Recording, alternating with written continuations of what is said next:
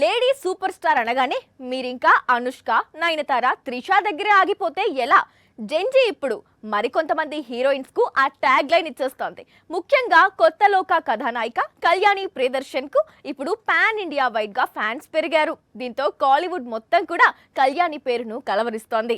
ఎప్పుడైతే కొత్త లోక చిత్రంతో మాలీవుడ్ తో పాటు పాన్ ఇండియాను కళ్యాణి ప్రియదర్శన్ ఇంప్రెస్ చేసిందో అప్పటి నుంచి కళ్యాణి నటించే చిత్రాలకు ఆమె డేట్స్ కు చాలా క్రేజ్ వచ్చేసింది. అయితే ఇక్కడో విచిత్రం ఉంది. కళ్యాణి ప్రియదర్శన్ మాలీవుడ్ లో ఇండస్ట్రీ హిట్ అందుకుంటే కోలీవుడ్ లో ఆమె డేట్స్ కు క్రేజ్ ఏర్పడడం అందర్నీ ఆశ్చర్యపరుస్తోంది. ఆల్రెడీ జీనీ అనే చిత్రంలో నటిస్తోంది. ఇది కాకుండా కార్తీ హీరోగా నటిస్తోన్న న్యూ మూవీ మార్షనలో కథానాయికగా కనిపించబోతోంది. ఇప్పుడు లేటెస్ట్ గా కోలీవుడ్ లోనే మరో విమెన్ సెంట్రిక్ మూవీ షూటింగ్ ను స్టార్ట్ చేసింది. కొత్త లోకాలో కళ్యాణి ప్రియదర్శన్ చేసిన క్యారెక్టర్ ఆమెకు చాలా గుర్తింపు తీసుకొచ్చింది. విమెన్ సెంట్రిక్ మూవీస్ లో తన మార్కు చూపించింది.